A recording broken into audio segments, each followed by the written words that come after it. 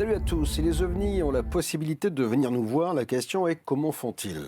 Les ovnis, comment ça fonctionne? C'est inédit sur BTLV avec Patrice Javel. Alors bienvenue dans Face au mystère.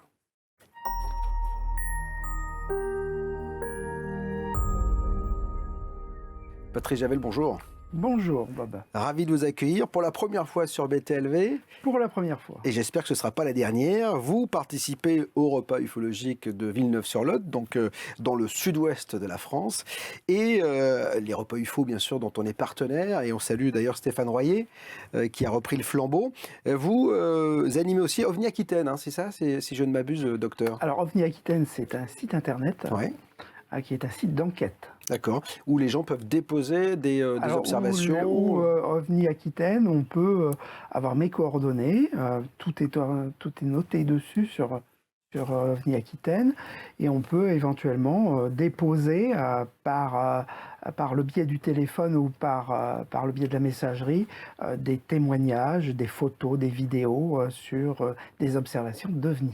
Alors, avant de rentrer dans le vif du sujet et répondre à la question, en tout cas essayer de répondre à la question les ovnis, comment ça fonctionne, est-ce que vous avez vu une évolution dans le phénomène ovni depuis quelque temps? C'est vrai que avec ces révélations du Pentagone, de l'US Navy, etc., on a la sensation que la parole s'est un peu libérée, qu'on est un peu moins frileux à parler de tout cela. Oui, ça c'est délayé. Les langues se sont délayées parce que autrefois on avait un chapeautage qui empêchait, je dirais, les pilotes de ligne. On les menaçait de perdre éventuellement leur carrière. Leur carrière était menacée si jamais ils parlaient un peu trop. Les pilotes militaires avaient l'interdiction de parler. Les astronautes, les cosmonautes, les spationautes, c'était pareil. Et aujourd'hui, on a la sensation que les langues se sont délayées et qu'on a la permission.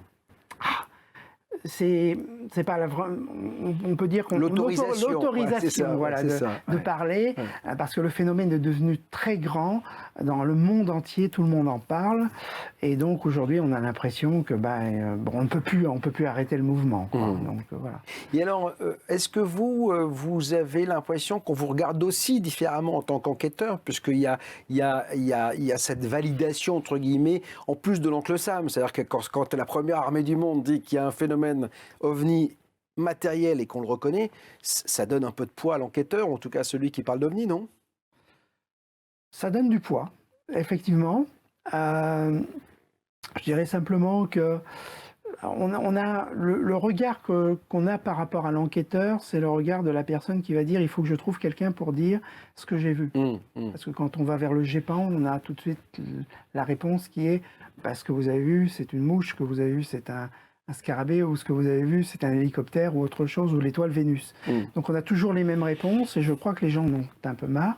Alors je critique pas le GEPAN, parce qu'ils font certainement un travail formidable d'un certain côté, mais les réponses ne sont que pas objectives, elles sont objectives dans leur périmètre. Dans leur périmètre à eux, et pas dans le périmètre des gens qui aimeraient avoir une réponse. Donc les cas observés qui ne sont pas explicables, on leur dit on ne sait pas ce que c'est, et on leur donne pas de réponse. Donc les gens se dirigent vers d'autres institutions comme le MUFON, Jani par exemple, ou des enquêteurs privés comme OVNI Aquitaine ou d'autres enquêteurs qui donnent des réponses et qui analysent des images avec des moyens, puisqu'on a des moyens sur l'informatique aujourd'hui pour faire des analyses d'images. Et puis je crois que les gens ont confiance dans ces enquêteurs-là.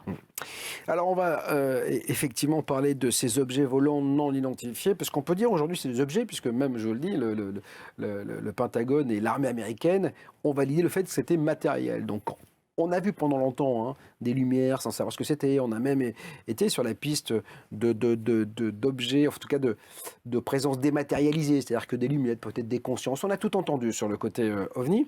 Cette fois-ci, on voit qu'il y a une réalité du phénomène matériel.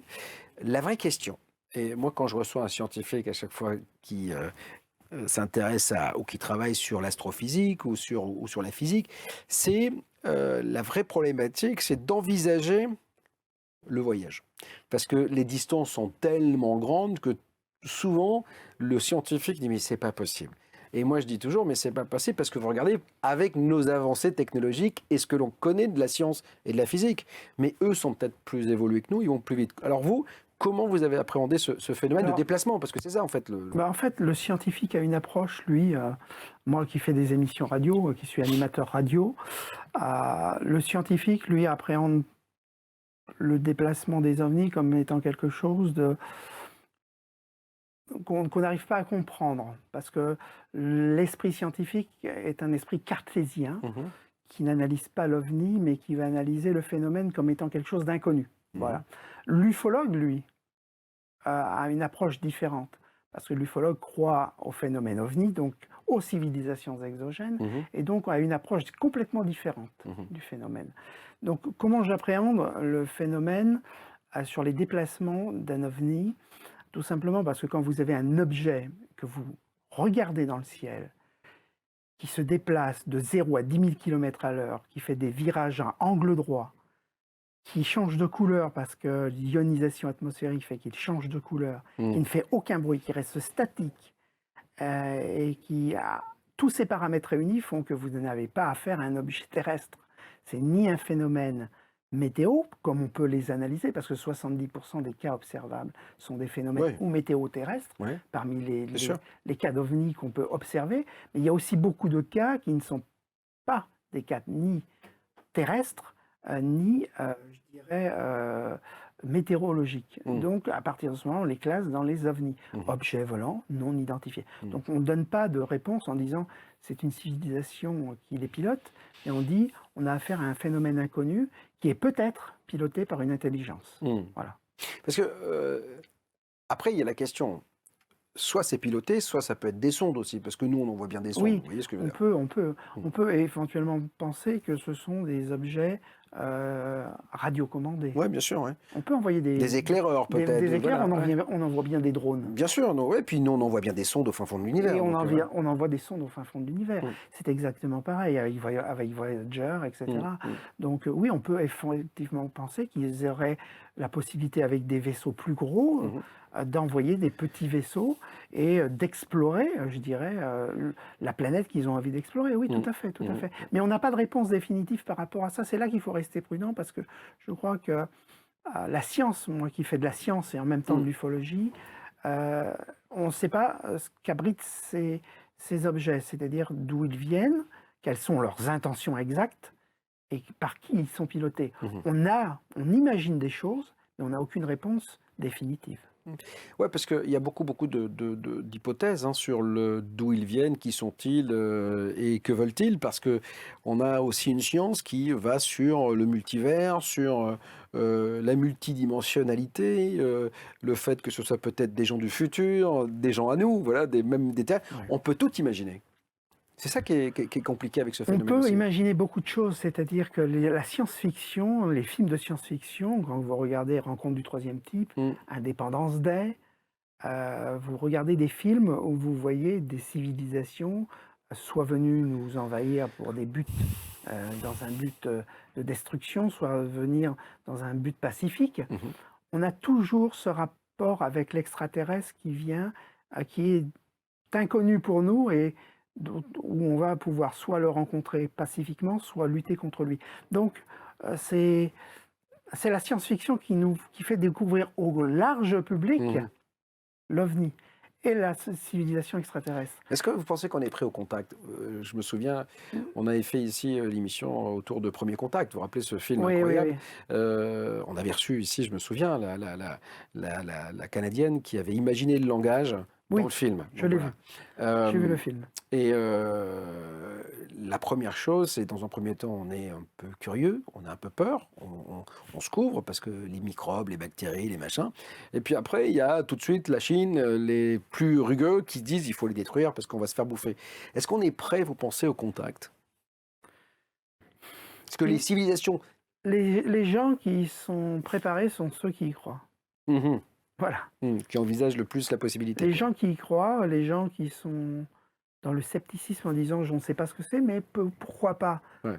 l'accepteraient aussi. Les gens qui n'y croient pas, Mhm. ou qui sont affolés par rapport à un événement comme ça, parce qu'il y a des gens pour qui ça représente quelque chose d'affolant, ne seraient pas prêts. Donc il y a une partie de la population qui serait prête et l'autre pas. Mhm. Donc quand on dit que on ne veut pas dire à la population que le phénomène OVNI est un phénomène qui existe, on a tort. On a tort, pourquoi?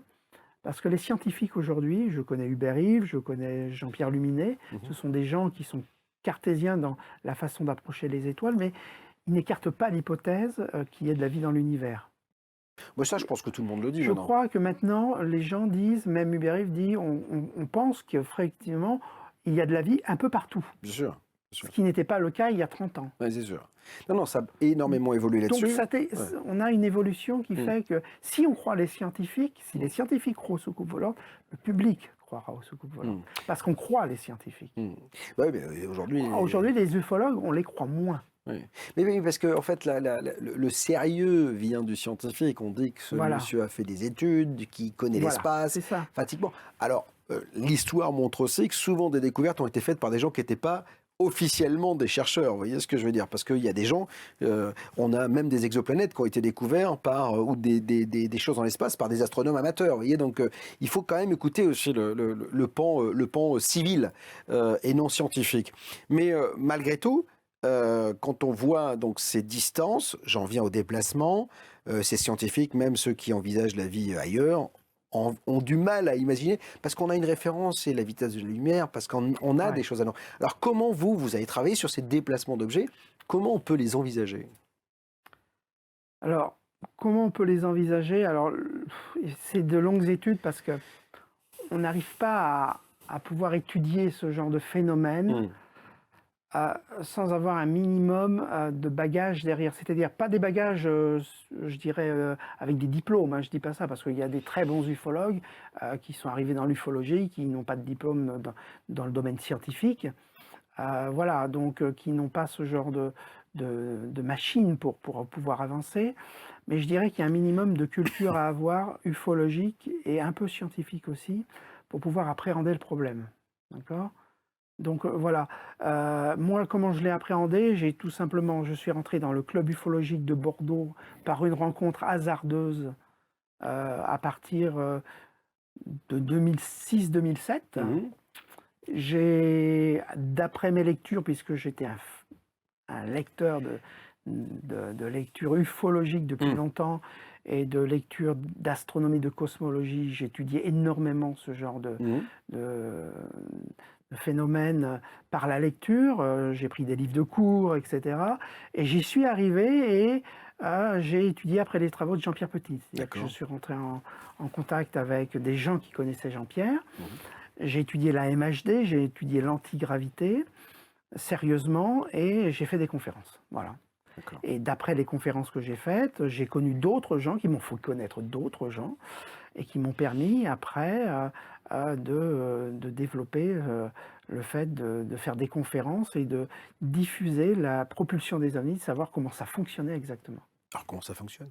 Voilà, comment ça fonctionne. Comment ça fonctionne? Parce que c'est ça, est-ce que c'est une autre façon de se déplacer? Est-ce qu'ils ont trouvé le couloir spatio-temporel, comme on dit dans les science-fiction? Est-ce qu'ils accélèrent, ils courbent l'espace-temps? Et qu'est-ce qu'ils font? Alors, un ovni, comment ça peut fonctionner? Ça fonctionne de différentes manières. Il y a plusieurs façons d'expliquer le fonctionnement d'un ovni. Imaginons qu'on soit dans un vaisseau spatial et qu'on veuille se déplacer. D'abord, on va parler des voyages dans l'univers. On veut se déplacer dans l'univers.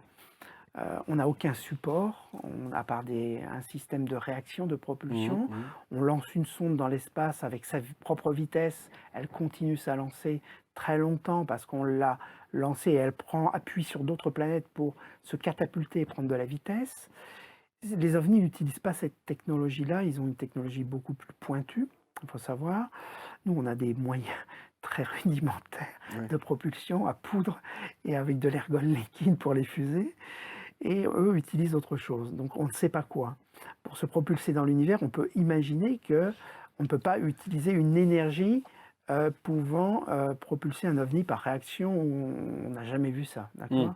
Donc l'ovni a des moyens de propulsion qui sont différents, qu'on ne connaît pas, mais qu'on imagine. C'est-à-dire qu'on pourrait très bien imaginer que les ovnis voyagent dans l'univers en courbant l'espace. C'est-à-dire qu'avec un système particulier, ils pourraient plier l'univers, créer une vague sur laquelle il surferait, Mhm. comme un surf, Mhm.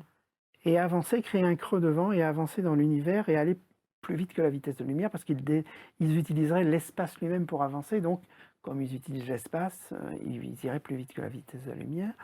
Donc voilà, comment on pourrait imaginer leur déplacement ou imaginer très bien un moyen que j'ai imaginé moi, qui n'existe pas dans les livres d'ufologie, c'est que vous créez un trou noir devant, Mhm. devant le vaisseau, vous créez un trou noir, donc vous créez une masse, hein, d'accord, par effet de compression d'espace, vous créez une masse, et cette propre masse attire le vaisseau vers l'avant. D'accord. Et il avance, il ne le rattrape jamais parce que le trou noir est Et toujours devant. projeté devant Mhm. et attire le vaisseau qui, lui, accélère sans arrêt Mhm. et va à la vitesse que vous voulez bien lui donner. Donc ça, c'est un moyen qui pourrait être utilisé dans la propulsion des ovnis. Est-ce que vous avez essayé de comprendre et d'exposer toutes ces possibilités à des scientifiques? Qu'en pensent-ils? C'est ça qui est intéressant. Alors les scientifiques, c'est très délicat parce que je connais bien M. Alain Blanchard et Sylvie Vauclair, qui sont deux grands scientifiques, deux personnes qui sont quand même hautement qualifiées dans le Mhm. domaine. On a fait une émission avec Alain Blanchard et Christophe Ezon, Mhm. qui est venu Mhm. d'ailleurs sur le plateau. Et on a fait une émission très intéressante d'ufologie en affrontant un scientifique purement scientifique et un ufologue sur le problème du phénomène ovni. Mhm. Alors, la réponse que j'attendais, c'était une barrière. On aurait dit, moi j'y crois, mais vous savez, on n'y croit pas tellement. Et puis plutôt l'ufologue qui insiste sur le fait que lui, il croit à l'ufologie et qu'il croit à la science, mais qu'il impose sa vérité. En fait, ça s'est très bien passé parce que le débat s'est déroulé de façon fluide. Ouais. Il n'y a pas eu de... Parce que le scientifique était ouvert, parce qu'en fait, Le c'est ça. scientifique a dit, on ne sait pas ce que c'est, mais il n'est pas impossible Mhm. qu'on ait affaire à quelque chose qu'on ne comprenne pas, mais qui vienne de quelque part d'ailleurs. Donc le débat a montré que la science de certaines personnes s'était ouverte à montrer que finalement, si nous, on est capable de voyager dans l'univers, Mhm. d'autres civilisations peuvent avoir la même idée que nous, Bien sûr. Bah oui. visiter d'autres Bah planètes. oui. Bah oui, on est bien des conquérants, Voilà. des explorateurs, donc on peut imaginer que eux aussi Voilà. cherchent, parce que si nous on cherche, ils doivent chercher aussi. Hein, donc voilà. Alors, ce qui est marrant d'ailleurs, c'est que on a la sensation que si ces extraterrestres existent et qu'ils recherchent, soit ils savent qu'on existe et ils viennent voir comment on vit, etc. Soit c'est un peu comme nous, c'est-à-dire qu'ils se disent, ils voient de très loin quelque chose qui ressemble à une exoplanète. La Terre serait une exoplanète peut-être de leur Terre à eux ou de leur truc, et ils se disent, tiens, on va les visiter. Après, il y a une autre problématique, c'est qu'effectivement, il y a un problème de temps. C'est que nous, quand on regarde l'espace, on regarde le passé. Eux, s'ils regardent notre planète, ils regardent le passé. Nous, quand ils regardent, avec les distances, ils doivent voir des dinosaures. Hein. C'est-à-dire que, vous voyez ce que Oui. je veux dire?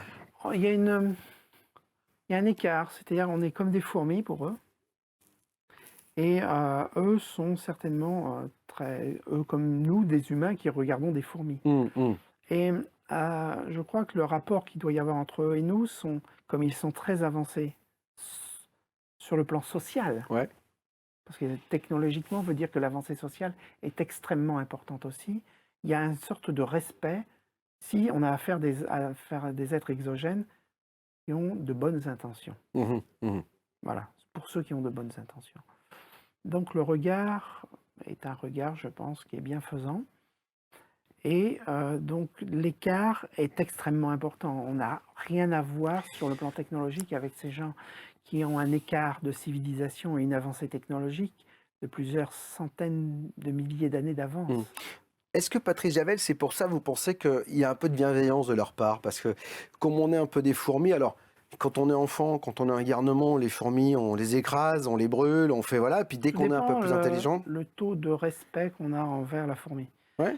Je crois que c'est une question de sociabilité, de il y a un aspect social qui est derrière, qui Mhm. fait qu'on montre l'évolution que peut avoir cette civilisation. Mhm. Si c'est une civilisation guerrière ou non. Mhm. Nous, on est une civilisation guerrière. Bah oui. Bah oui. Voilà. On a des humains qui sont contre les guerres et d'autres qui sont pour. Donc, on est dans une étape où l'humain est très particulier, hein, d'accord? Et on a des civilisations qui sont certainement très évoluées, ont une sociabilité que nous n'avons pas, Mhm. et donc un respect que nous n'avons pas non plus, et qui a un regard sur nous, qui nous disent, on les regarde, mais on n'intervient pas Mhm. dans leur guerre, on n'intervient pas, on se montre pour leur montrer qu'on existe, pour qu'ils réagissent, mais on ne s'oppose pas et on ne les influence pas. Ce qui montre qu'ils ont une sorte d'intelligence et de respect pour l'individualité des Mhm. civilisations. C'est ce que je pense. Alors, je propose de regarder une bande-annonce d'une émission que nous avons réalisée avec Jean-Claude Sidoun sur la zone 51. Parce que beaucoup disent avoir trouvé, avoir étudié ces objets volants non identifiés. Qu'en est-il véritablement? La zone 51, regardez, on en parle après. C'est une zone qui a longtemps été considérée mystérieuse, parce que d'abord, le gouvernement américain ne l'avait pas reconnue officiellement. Elle a été créée sans l'accord du Congrès. En fait, on fait des recherches qu'on appelle de rupture de technologie. D'accord. C'est ce qu'on appelle la propulsion exotique. Et on s'aperçoit que la furtivité qui a commencé à être étudiée à partir des années 60, c'est parce qu'on s'est rendu compte que certains ovnis se dématérialisaient. Les vecteurs que l'on fabrique aujourd'hui collent aux possibilités technologiques des ovnis. Cette aura de mystère, ça permet de cacher les véritables progrès qui sont faits. Les gens qui ont vu passer les B2 n'ont pas dit que c'était des ovnis. Et pourtant, ça ressemble, mais ça n'a pas la même caractéristique. Par exemple, en Belgique, en 1989, les appareils étaient stationnaires. Le B2 ne peut pas être stationnaire. Si on considère que les ovnis puissent être extraterrestres, rien n'interdit de penser que le contrôle peut se faire de beaucoup plus loin. C'est une planète de notre système solaire. Il peut y avoir même plusieurs extraterrestres différents employant des technologies différentes. Mais en réalité, ce n'est pas nous qui les intéressons.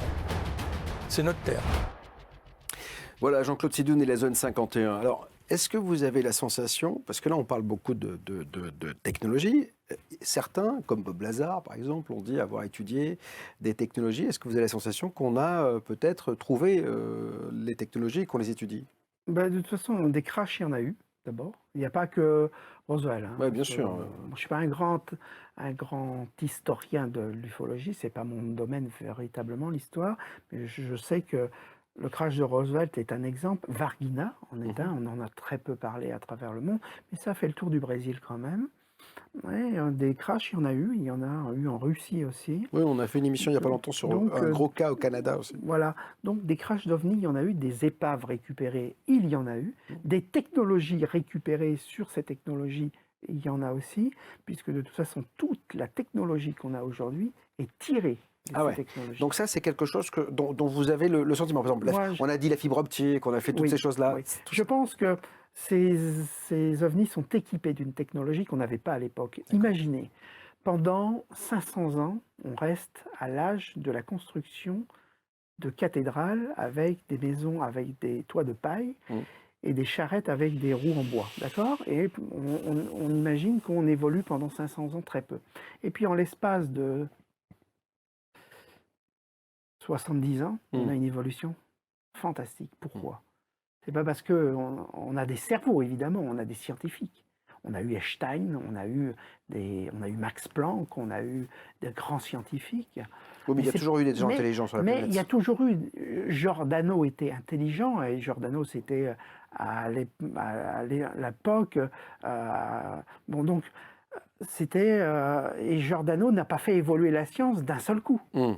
Il a apporté des réponses en disant les planètes tournent autour du Soleil et il y a des planètes qui sont un peu partout dans l'univers qui abritent de la vie. Et pourtant, on a stagné dans la science pendant des siècles. Voilà.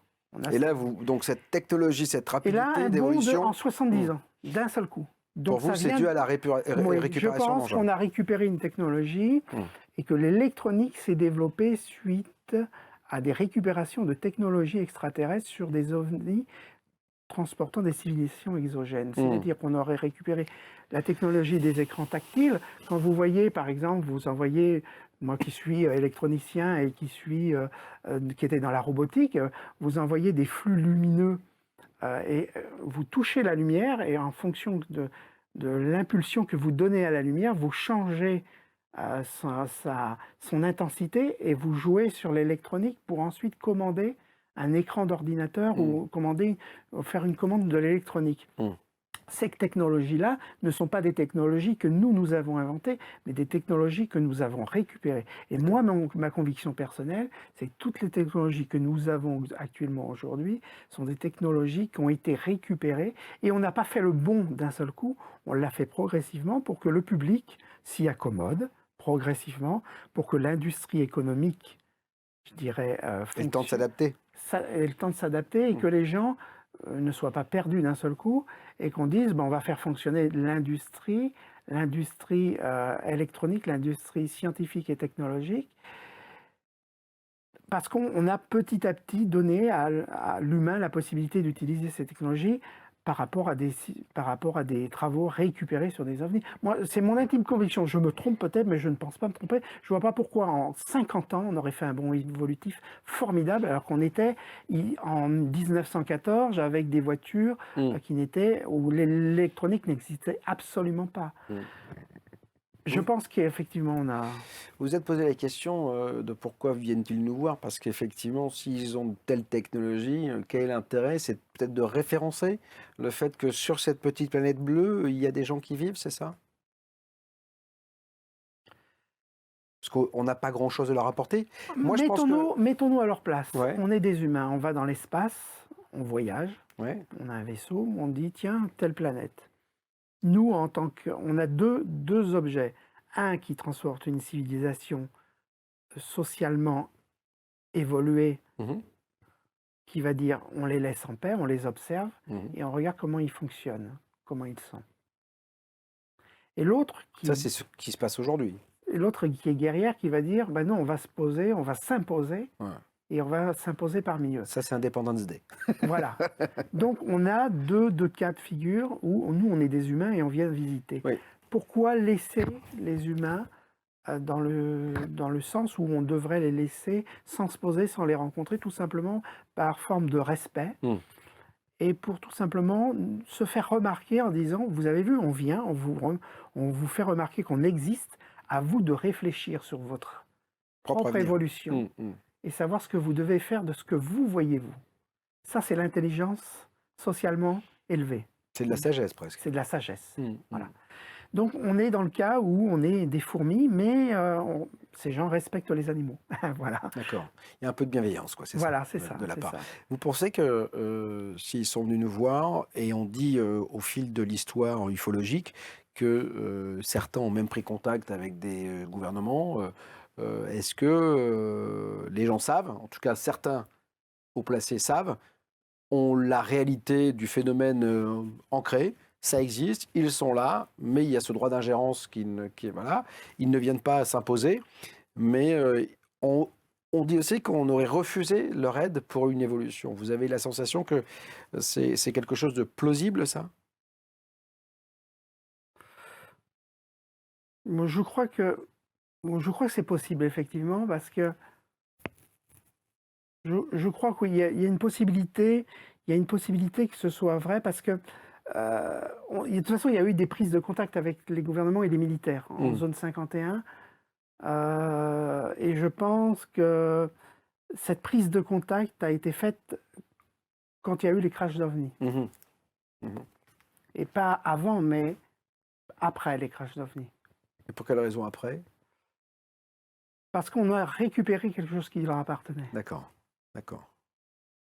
Donc cette récupération, finalement, a obligé ces extraterrestres à se montrer et à exprimer leur réalité, en fait, c'est ça. Et peut-être même, parce que on dit, je me souviens que Eisenhower a eu ce contact et qu'on lui a proposé d'avancer technologiquement. En contrepartie, il fallait qu'on abandonne le nucléaire, etc., ce que les humains n'ont pas fait et n'ont pas voulu accepter. Donc c'est pour cette aussi pour ça que finalement aujourd'hui, ils nous regardent, ils observent. Pour ça qu'on les voit souvent au-dessus de missiles nucléaires, au-dessus de centrales nucléaires, en disant attention, on vous surveille quand même. On se souvient de Malmström, 67, Robert Salas, les missiles désactivés ou activés, ça veut dire qu'on fait ce qu'on veut. Donc ne faites pas trop de bêtises.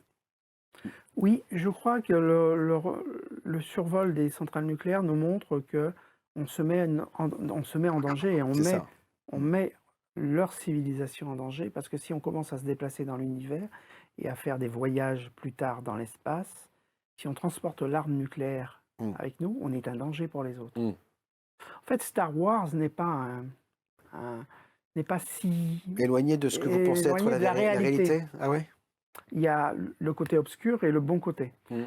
On a une communauté galactique qui serait sombre, donc guerrière, et on aurait l'autre qui serait positive et du bon côté. Mais pour l'instant, on n'a pas eu le côté guerrier, à part Colares, où les gens se sont fait un peu tirer comme les lapins. Parce qu'on a, dans la zone 51, depuis la récupération d'épaves d'OVNI, des gens qui disent, des militaires qui ont parlé, qui ont travaillé en zone 51, qui ont dit qu'ils avaient eu effectivement des civilisations qui seraient rentrées en contact avec eux parce qu'ils ont récupéré quelque chose qui leur appartenait et auraient négocié un pacte avec eux.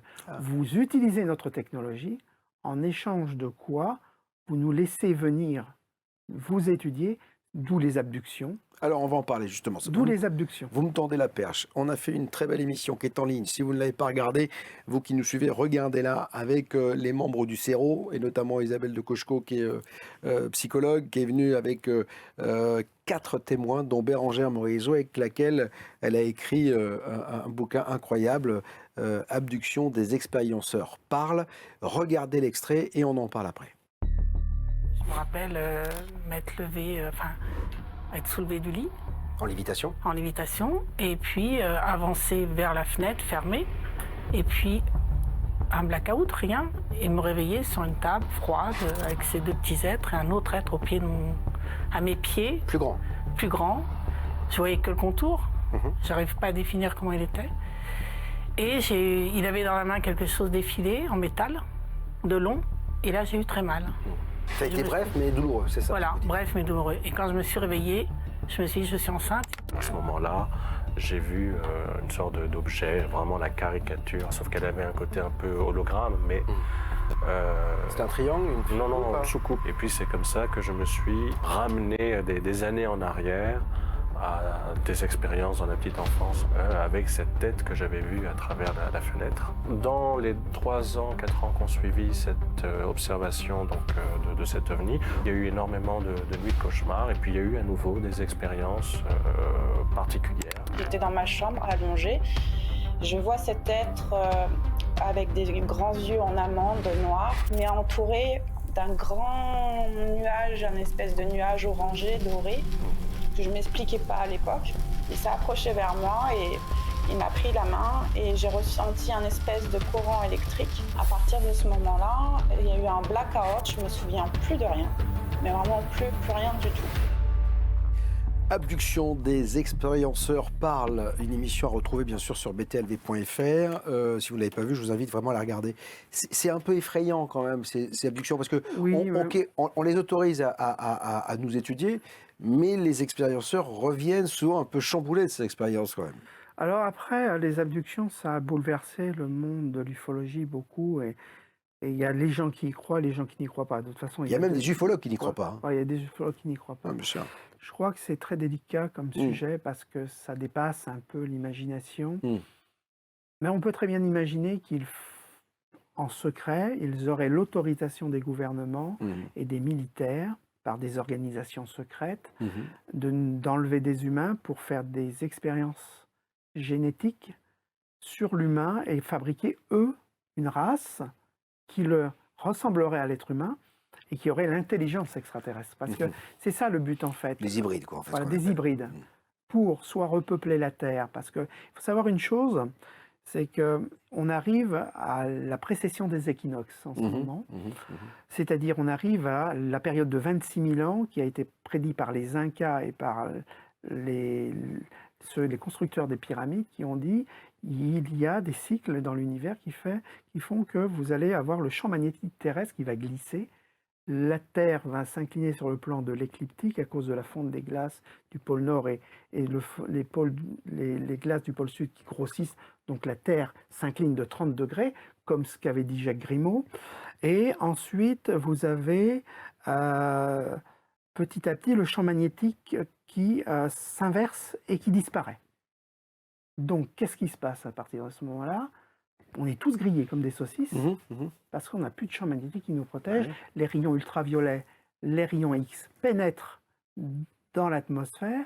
La couche d'ozone ne peut plus arrêter les rayons. On entre en ionisation atmosphérique. On a des aurores boréales partout et on attrape tous des cancers. Donc, il faut repeupler la Terre. Et quel moyen on a? Quand le champ magnétique s'est inversé et réapparaît, parce qu'il réapparaît au bout de quelques temps, eh ben, c'est de repeupler la Terre avec une race mi-humaine, mi-extraterrestre. Je pense qu'il y a une intention de repeupler parce qu'ils savent très bien qu'on est voué à la destruction. Carrément. Ah ouais, je pense. Okay. Je pense honnêtement, et de toute façon, toutes les écritures Inca, dans le catalogue Inca, de l'astrologie Inca, il est écrit que de toute façon, il y a des cycles et que ces cycles vont faire que nous allons disparaître en très grande partie.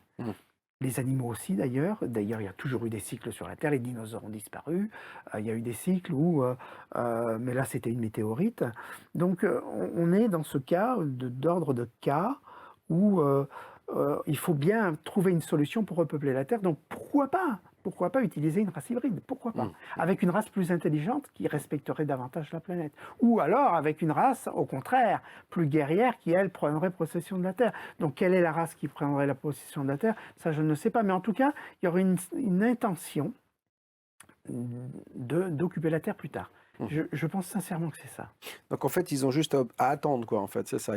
C'est pour ça que le fait de ne pas réagir et de ne se montrer me laisse penser que leurs intentions est de nous surveiller, mais que derrière, ils font des expériences sur nous pour pouvoir justement nous utiliser dans un ordre ou repeupler une planète qui leur appartient, mais je ne vois pas l'utilité. Il y en a qui le pensent. Je pense pas, parce que certains pensent qu'ils sont en dégénérescence et qu'ils ont des maladies qui leur permettent, qu'ils auraient besoin d'une autre race pour pouvoir survivre, mais je ne pense pas. Je pense que c'est repeupler la Terre parce qu'on va être voué, de toute façon on va être voué à disparaître, ou alors si on ne disparaît pas avec le cataclysme qui est prévu, on disparaîtra autrement, parce que l'humain fait n'importe quoi sur la Terre. Donc voilà. Donc je pense que c'est ça. Donc voilà pourquoi il ne réagirait pas et pourquoi il nous regarderait, et en même temps dans des intentions pacifiques pour se faire remarquer, pour nous faire remarquer certaines choses. Et les hybridations, en tout cas, elles viennent de ces abductions, c'est-à-dire qu'on prend l'humain, on l'observe, on voit génétiquement comment il fonctionne, et on a eu des cas incroyables. Dans l'extrait qu'on a vu sur les abductions, on voit Bérangère qui nous dit, voilà, moi j'ai été... Je suis abducté, on met quelque chose et je reviens enceinte. Oui. Il y a un viol quand même de l'intimité. Alors après, vous avez les abductions qui sont sauvages. Ouais. Donc des êtres, je dirais... Parce qu'il y a plusieurs races d'extraterrestres qui abductent différemment, en fait, c'est ça. Je pense qu'il y a des races qui sont bienveillantes et d'autres qui ne le sont pas. Ouais. Les parce bienveillantes, que comme partout, en fait, il y a des bons et des méchants. Voilà, c'est comme nous, chez les humains, il y a des bons et des méchants. Et ben, c'est pareil, dans l'univers, vous avez toutes sortes de races, certainement. Et pourquoi pas? De toute façon, quand on étudie la vie, quand on fait de la science, on sait très bien que l'arbre génétique de la vie n'a pas fait que des bons. Il fabrique des mauvais.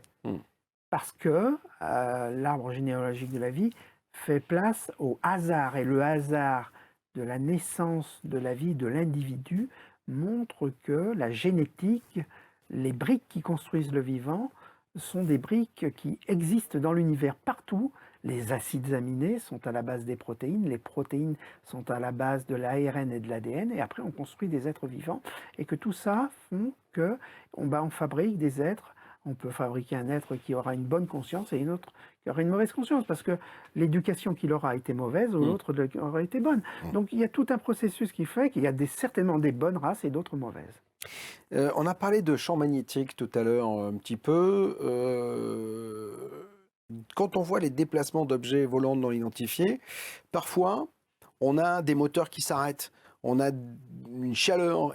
On se souvient de cas ufologiques où l'habitacle de la voiture fond. On voit, je me souviens à Ravilliers, la voiture ne fonctionne plus alors qu'elle est neuve. Et quand le propriétaire de la voiture va chez le garagiste, on dit écoutez, on ne comprend pas, il y a des soudures qui sont complètement foutues, etc. Donc il y a un champ magnétique autour de ces objets qui pourrait être finalement un peu dangereux pour nous. Alors, juste avant d'aborder cette question qui va être très intéressante, et on va rentrer dans le domaine scientifique de l'ufologie, l'OVNI c'est quoi? Ça fonctionne comment? D'après Jean-Pierre Petit, d'après Jean-Marc Roder, d'après des scientifiques qui étudient l'ufologie, il n'y a pas que, il y avait Alan Hynek, il y avait des grands ufologues qui étudiaient le fonctionnement de comment ça pourrait fonctionner.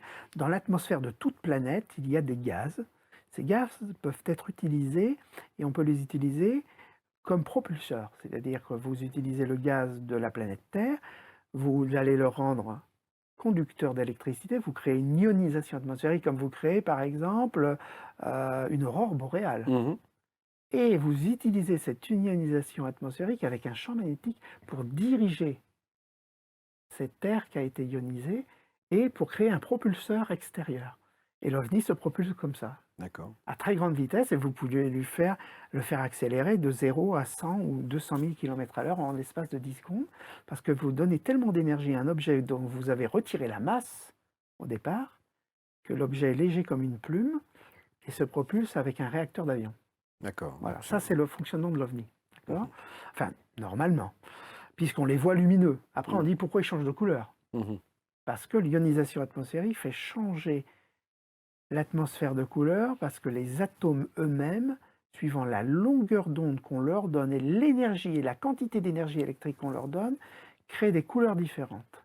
Et c'est cette quantité d'électricité qu'on donne à l'atmosphère qui donne la couleur de l'ionisation de l'atmosphère et qui va rendre l'OVNI, d'un coup on va le voir violet, passer au rouge, passer à l'orange, parce qu'on donne justement des impulsions électriques qui lui permettent Alors pourquoi donner ces impulsions électriques? Parce que justement on balance dans des taux d'énergie, comme par exemple on va en balancer des micro-ondes ou des rayons X ou des rayons de fréquences différentes pour garder la possibilité de garder l'ionisation autour de l'OVNI et pour utiliser cette ionisation et justement ces différentes fréquences qui permettent aux atomes de dégager des couleurs différentes sous des longueurs d'onde différentes font que l'OVNI dégage des couleurs différentes. Parce que souvent les gens disent oui mais pourquoi j'ai vu un OVNI changer de couleur? Parce que les longueurs d'onde changent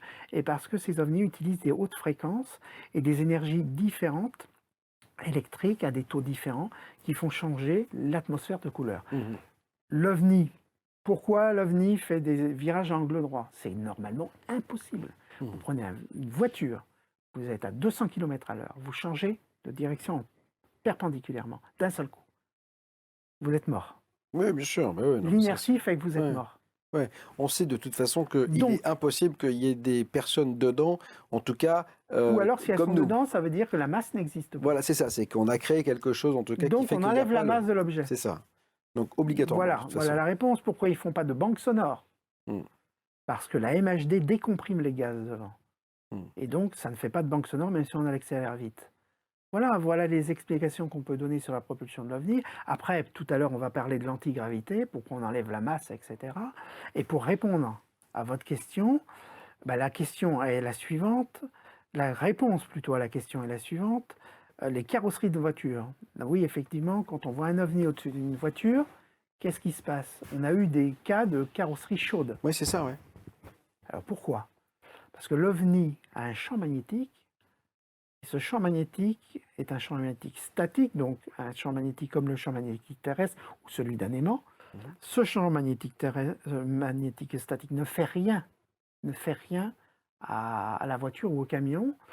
Sur la carrosserie, ça n'agit pas. Mais le champ électromagnétique ondulé, c'est-à-dire oscillant, lui agit sur la carrosserie, comme quand vous avez un autre transformateur EDF, vous mettez un courant à l'entrée, vous avez un courant à la sortie, parce que l'ondulation fait que vous transformez cette énergie électrique en champ magnétique, et de champ magnétique, vous la transformez en champ électrique. Ben là, cette énergie de champ magnétique que dégage l'OVNI fait que vous allez induire dans la carrosserie de la voiture des courants de Foucault. C'est-à-dire? Les courants de Foucault, ce sont des courants qui sont générés par le champ magnétique de l'OVNI lui-même.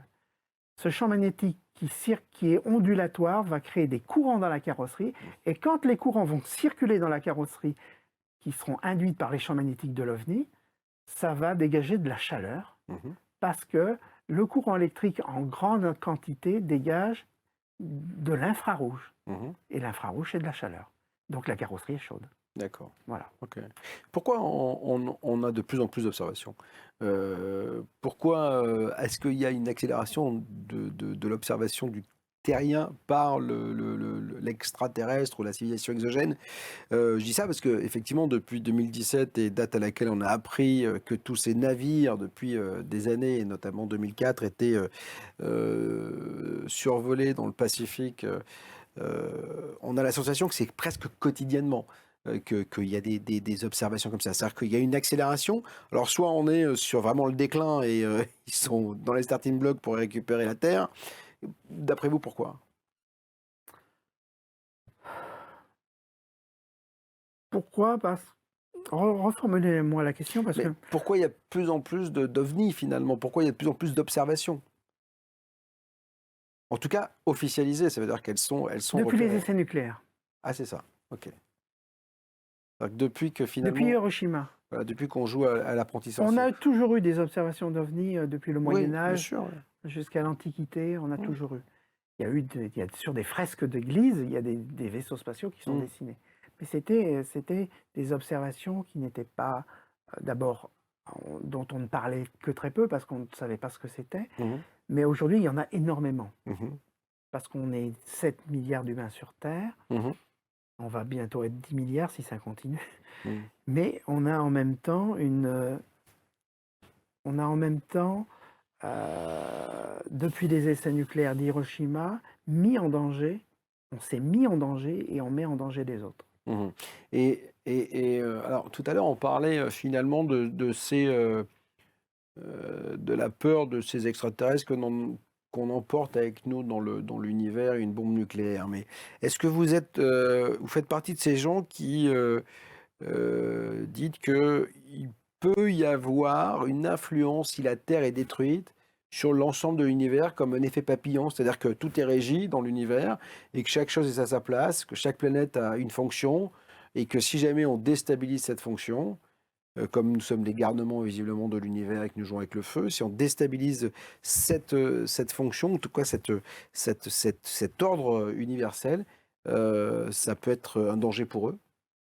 Vous avez la sensation que finalement ils nous observent aussi pour ça en disant attention, ne faites pas les cons parce que c'est l'effet papillon. C'est-à-dire que si vous mettez un coup dans l'eau ici, la vaguelette elle va aller de l'autre côté. On met en danger les autres parce que quand on voyage, quand on commence à envoyer des sondes dans l'univers, c'est qu'on est capable, dans les centaines d'années qui viennent, de voyager et d'aller sur d'autres planètes.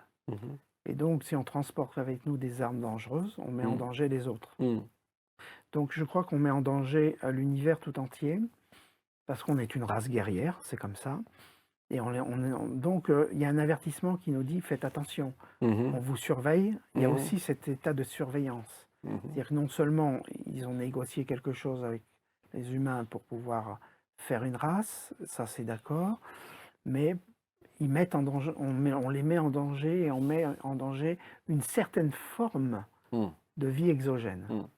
Et les accords qui ont été passés pour l'abduction, en tout cas pour l'autorisation d'abducter, etc., est-ce que vous pensez que certaines personnes au-dessus de nous, des gens qui ont dirigé le monde, savent que finalement la survie de l'humanité viendra par les extraterrestres? Parce que cette race d'hybrides qui va repeupler la Terre, c'est peut-être le seul moyen pour l'humain de se dire qu'on existera une fois qu'on aura foutu et pété toute la civilisation?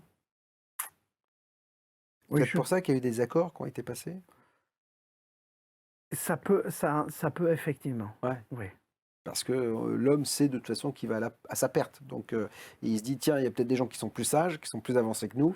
Mais je ne sais pas avec qui les militaires ont signé sur la zone 51 et avec quel accord a été passé avec quel genre de race extraterrestre.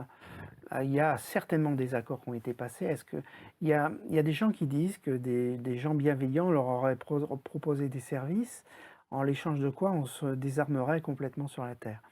Et les militaires ont dit ça va pas la tête, on n'accepte pas, ils sont repartis, on les a jamais revus. Et il y a d'autres races qui sont moins bienveillantes qui ont dit nous on vous propose la chose suivante, vous profitez de notre technologie, vous faites des armes de guerre si vous voulez avec, ça ne nous regarde pas, en échange de quoi on peut utiliser la race humaine et faire des abductions. D'accord? Donc, est-ce que la race qui nous remplacera sur la Terre sera bienveillante? Ça, j'en ai aucune idée. Mais en tout cas, une chose est sûre, c'est qu'il y a des gens qui disent qu'effectivement, il y a eu des accords qui ont été passés et que ces gens sont des races qui sont plus ou moins bienveillantes. Ça, on ne peut pas en avoir la certitude tant qu'on n'est pas sur la zone 51 et tant qu'on ne sait pas ce qui s'y est passé véritablement. Puis il n'y a pas que la zone 51. Il y a des zones militaires secrètes américaines qui sont plus secrètes que la zone 51 parce que la zone 51, c'est la cerise sur le gâteau. Mais le reste du gâteau, vous ne le voyez pas. Michael Sala, que j'ai reçu ici, me disait des trucs complètement fous. C'est-à-dire qu'en fait, le commun des mortels qui n'est pas dans notre univers, c'est-à-dire de recherche ufologique, il ne peut pas entendre ce que dit Michael Sala, tellement ça paraît fou. Il dit justement qu'il y a des zones dans le désert, mais souterraines, etc. Oui. Il y a effectivement en zone 51 des souterrains, des galeries qui sont à plusieurs centaines de mètres sous la terre, même plusieurs kilomètres.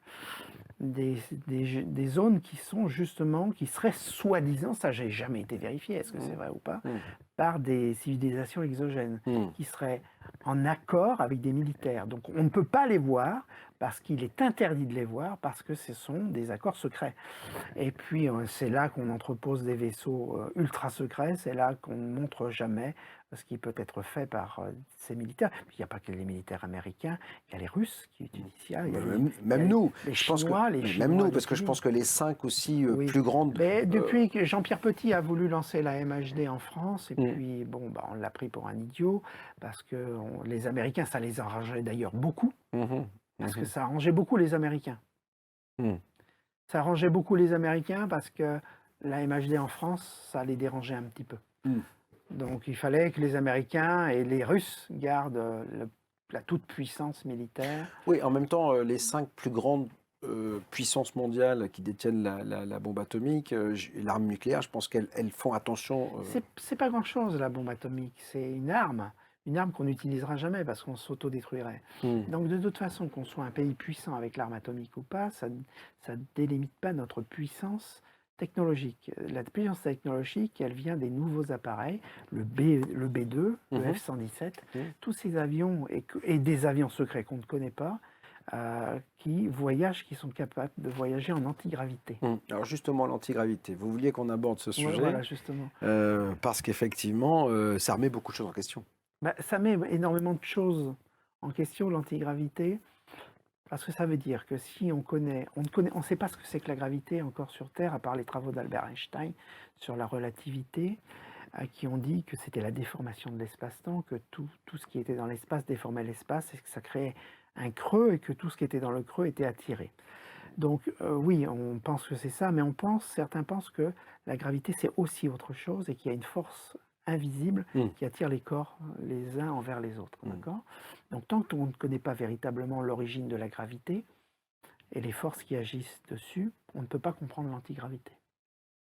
Par contre, ce qu'on sait aujourd'hui, et des travaux ont été faits, et on pense avoir raison, c'est que dans l'univers, il y a de l'éther, contrairement à ce qu'on pourrait dire, que cet éther, c'est le champ de Higgs. Le fameux champ de Higgs qui donne la masse aux particules. Et que ce champ de Higgs nourrit toutes les particules, tous les objets, tout ce qui existe est nourri par ce champ, par cet éther, qui donne la masse Mmh. à tout ce qui existe. Et que si on coupe les objets de ce champ, l'objet n'a plus de masse. Donc il suffit tout simplement pour un ovni de l'isoler de ce champ pour que la masse soit retirée Mmh. et pour que la masse n'existe plus. Un objet sans masse, vous pouvez le faire accélérer à 1 million de kilomètres à l'heure Mmh. en l'espace d'une minute si vous voulez. Mmh. Il n'y a aucun souci. Est-ce que vous avez la sensation que ces entités, ces civilisations, nous ressemblent? Est-ce qu'il est probable que ça nous ressemble ou alors que... Parce que toutes les représentations qu'on en a, c'est ces petits grilles avec ces grands yeux, etc. Mais aussi, après, on a parlé des grands blonds, etc. Est-ce que vous avez la sensation que finalement, la vie s'est peut-être propagée de la même façon? Où on va avoir des mantes religieuses ou des choses comme ça? Parce qu'on a eu tout. Quand on parle d'OVNI, on a toutes les cas de figure. C'est très difficile tant qu'on ne les a pas en face de nous. Ben oui, c'est ça. On ne fait que spéculer, imaginer dans la science-fiction. On a simplement des témoignages de gens qui ont été abductés. Et qui ont vu des choses parfois bizarres. Hein. Voilà, et qui ramènent des yeux, des petits êtres avec des yeux en amande, Mhm. des grands êtres longilignes, etc. Ou d'autres qui ont vu des êtres différents. Donc,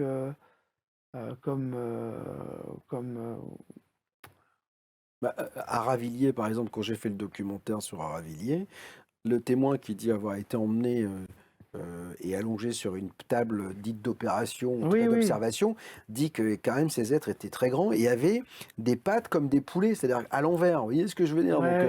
Donc, ça paraît complètement fou. disons Donc, que tant qu'on ne les a pas en face des yeux et tant qu'on ne les rencontre pas véritablement, Mm. on ne peut que les imaginer Ouais. et faire des films de science-fiction. Mm. Moi, je n'ai pas la réponse à ça, je ne pourrais pas dire que telle race existe ou pas. Mm.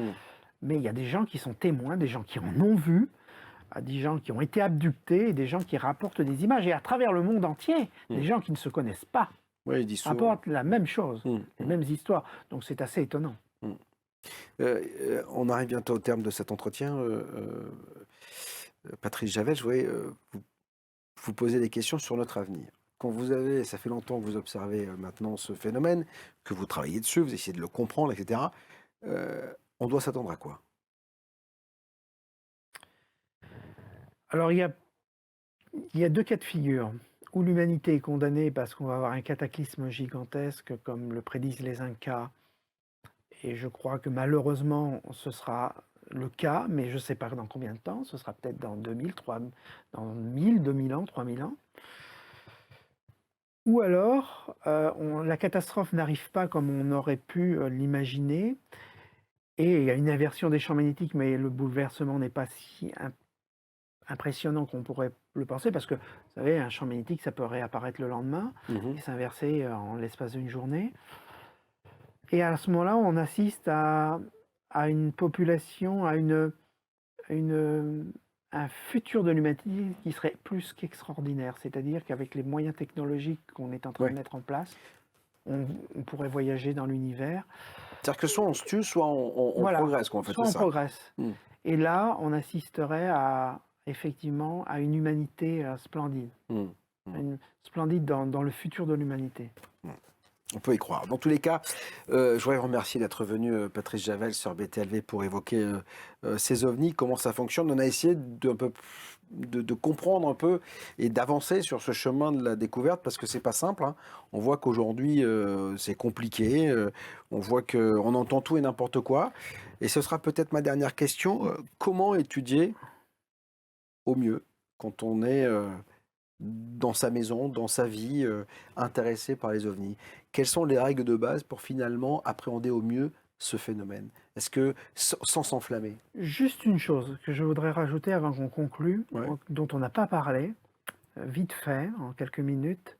Les gens se posent souvent la question et disent, les scientifiques disent tous, comment voulez-vous que des civilisations viennent nous visiter s'ils sont à 10 milliards d'années-lumière?